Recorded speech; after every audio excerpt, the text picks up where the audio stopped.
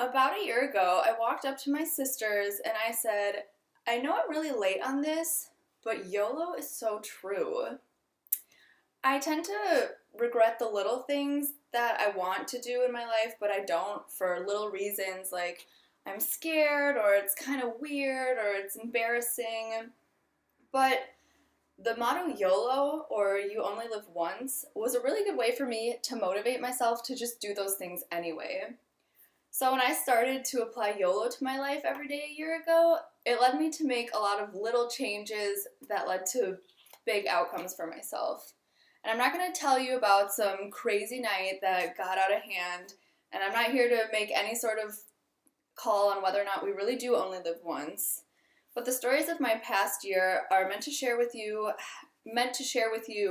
how actually choosing to do whatever you want to do instead of just thinking about it and thinking about the reasons not to can lead to a lot of really fun experiences and positive feelings. I feel like I'm a lot happier and more confident with the person that I am today, and YOLO just happens to be how that started for me. So I dyed my hair bright red, even though I thought that it might look awful.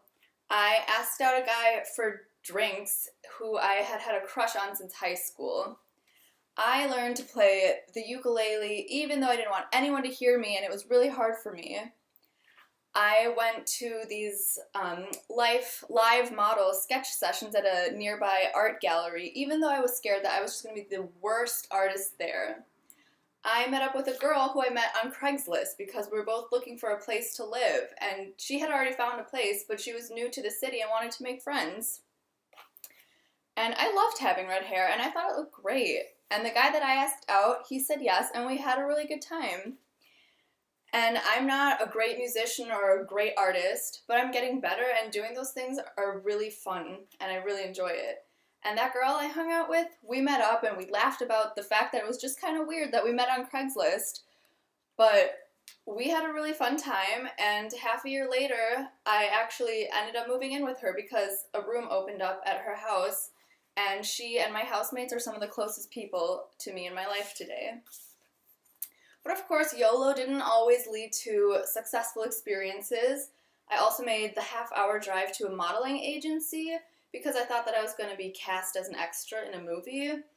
And so they called me into this room and they asked me for all these measurements that apparently I was supposed to know by heart.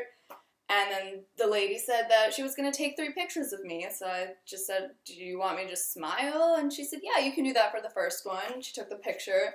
And then for the second one, she said, now you can give me your fierce look. So I kind of froze and felt really awkward, but I gave her the meanest look I could. I squinted my eyes, but I probably looked more like I had just bitten into a lemon. And then for the last one, she said, now just give me your favorite pose, your go-to pose. And so I just laughed at that point and said, I've never done this before.